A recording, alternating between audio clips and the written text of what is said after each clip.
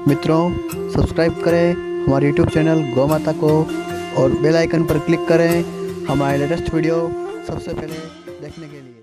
सज्जनों माताओं, 9 महीने पूरे हो गए। अब यहाँ एक बहुत बड़ी बात है जिसको खूब सावधानी से सुनना कि जैसे ही 9 महीने पूरे हुए आपकी बिटिया के पेट में दर्द शुरू हुआ। आप अपनी बेटी या बहू को अनिष्ट की आशंका के चलते कि कहीं कुछ बुरा न हो जाए इसके साथ, आप सीधा उनको हॉस्पिटल लेकर के जाओगे। चाहते ही है डॉक्टर साहब इंजेक्शन लगा के कहेंगे कि 2 घंटा इंतजार कर लो। 2 घंटा इंतजार कर लिया फिर भी डिलीवरी नहीं हुई तो डॉक्टर साहब कहेंगे कि 50,000 का जुगाड़ कर लो। पेट को चीरा लगा करके बच्चा निकालना पड़ेगा।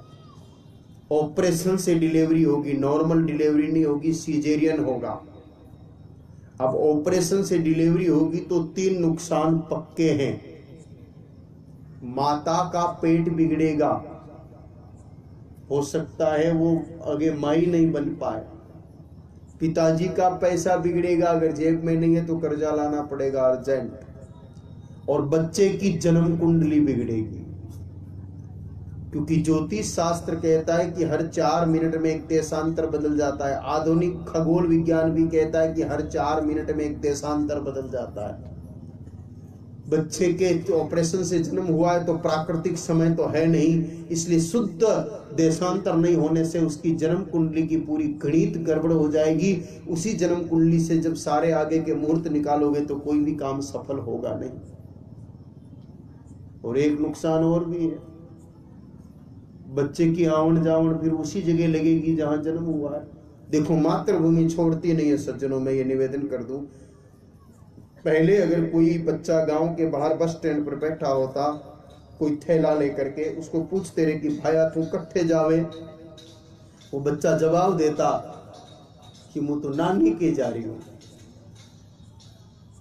आज अगर कोई बच्चा गांव के बाहर बस स्टैंड पर थैला लेके बैठा, उसको पूछो कि बेटा तू कट्ठे जावे, तो उसका जवाब होगा हॉस्पिटल जा रहा हूं। क्यों? क्योंकि तेरा जन्म वहां हुआ तो आवन जावन तेरी वहीं लगी रहेगी। पहले तो नानी के घर जन्मता था इसलिए नानी के घर आ जाता था, अब हॉस्पिटल जन्मता तो आधी उम्र तो अस्पताल के चक्कर में ही बीत जाती है।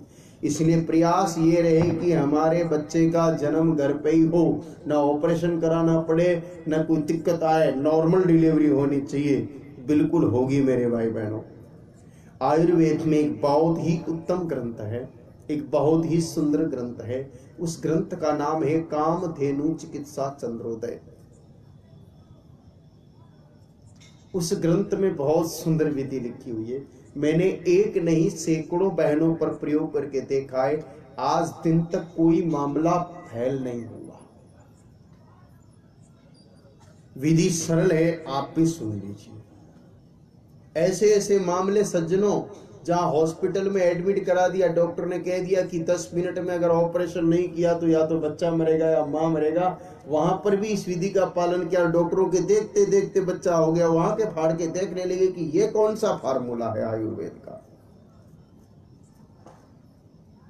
जैसे ही आपकी बहू बेटी के 9 महीने पूरे हो, उसका पेट दर्द शुरू हो, उसी समय देसी गाय माता का, ये देसी शब्द को बार बार याद रखना, थुई वाली गाय माता का, जो प्लास्टिक नहीं खाती हो, कचरा नहीं खाती हो, साफ सुथरी घास खाती हो, ऐसी गाय माता का 2-2.5 किलो ताजा गोबर लो।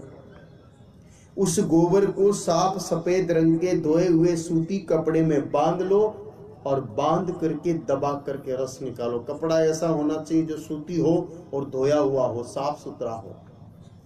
उस साफ सुथरे धोए हुए सफेद रंग के सूती कपड़े में बांध करके धीरे धीरे दबाओ, उस गोबर का रस निकालो। 1 कटोरी गाय माता के गोबर का ताजा रस निकाल करके 2 या 3 टुकड़े करके आप उस बिटिया को पिला दो। 2 घंटे के भीतर भीतर 100% नॉर्मल डिलीवरी हो जाएगी। दुनिया का कोई भी मेडिकल साइंस इस फार्मूले को चैलेंज नहीं कर सकता। एक नहीं सैकड़ों बहनों पर प्रयोग करके देखा है। हो सकता है आप में से कुछ माताओं के मन में ये प्रश्न उठे कि बाबा जी आजकल की पड्डियोडी लिखियोड़ी छोरियां कोई गोबर को रस पीवेली, घटाघट पीवेली। उस समय दर्द इतना होता है कि उस समय तो मीराबाई सा वाला जहर का कटोरा पिलाओ तो भी पी जाए, तो गोबर का रस पीना कोई बड़ी बात नहीं है। गोबर गंदी चीज नहीं है सज्जनों, गोबर तो पवित्र है। नाम से स्पष्ट हो रहा है गौबर। गौ का मतलब गैया और बर का मतलब वरदान। गौ माता का साक्षात वरदान होने के कारण उसको गोबर कहा है। गोबर की महिमा क्या बताएं।